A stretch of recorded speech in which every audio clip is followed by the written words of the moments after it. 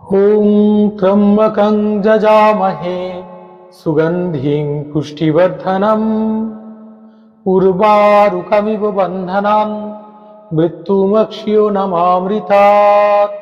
ॐ नमः शिवाय शान्ताय करुणेत्याय हेतवे निवेदयामि चात्मनं गतिर्गति परमेश्वर।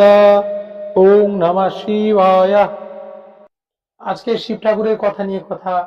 শিব ঠাকুর বাঙালির আপন, প্রত্যেক ঘরে ঘরে যিনি আছেন, যাকে মহাদেব শম্ভু আশুতোষ নামে পূজিত হচ্ছেন, যে ভোলা শ্মশানে মশানে থাকে, ছাই বর্ষ গায়ে মাখে।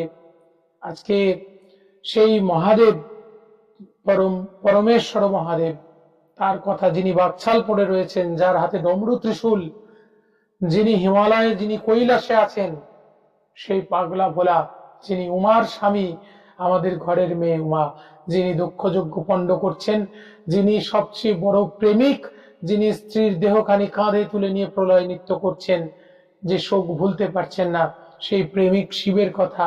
শিবরাত্রির প্রাককালে শিব চর্চা। আজকে সেই শিব চর্চায় এসছি, কয়েকটা প্রশ্ন করেছেন, উত্তর দেব। প্রথম হচ্ছে, শিব সমুদ্র মন্থনের সময় তার যে নাম নীলকণ্ঠ কেন? উত্তর হচ্ছে যে শিব সমুদ্র মন্থনের সময় যে কালকূট বিষ উঠেছিল, যে বিষ সমস্ত জগৎকে নষ্ট করতে পারত, তা সেই বিষ তিনি কণ্ঠে ধারণ করেছিলেন, যার জন্য তার নাম হয়েছিল নীলকণ্ঠ। আর সেই শিবের মাথায় আমরা শিবরাত্রিতে জল ঢালি। কেন জল ঢালি জানেন? জল, দুধ এগুলো মাথায় ঢালি। কেন ঢালি? এর কারণ হচ্ছে, সেই তীব্র বিষ জ্বালা তিনি যখন সেই কালকূট বিষ জগতে ধারণ করেছিলেন, তার মাথা জ্বলে যাচ্ছিল, তখন তার মাথায় সেই জল ঢেলে শান্ত করা হচ্ছিল। বেলপাতা দেওয়া হয়, এগুলো প্রবল আয়ুর্বেদ। শিবের অপর নাম হচ্ছে বৈদ্যনাথ, তিনি বৈদ্যরাজ পৃথিবীর। ঠিক আছে? তার গলায় দেখবেন সাপ জড়ানো আছে। কেন সাপ জড়ানো আছে? পৃথিবীতে অনেক মানুষ ওই সাপের মতো, দেখুন সাপটাকে গলায় এখানে ফনা ধরে রয়েছে। পৃথিবীতে সাপের মতো এমন মানুষ চারপাশে অনেক আপনার থাকবে, তাদের সঙ্গে গলায় পেঁচিয়ে নিয়েই চলতে হবে, এ কথা তিনি শেখান।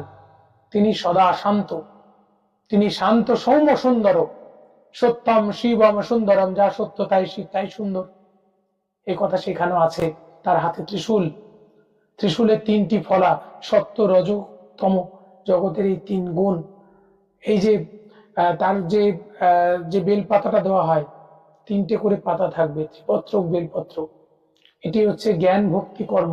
এই তিনটে তার কাছে অর্পণ করতে হয়, তবে সেই শিব পাওয়া যায়। আবার কিন্তু শিব, তিনি তার বীণা বাজাতে পারেন, এটা মনে রাখবেন। সেই শিবই কিন্তু প্রলয় নৃত্য করেন, নৃত্যের তাল।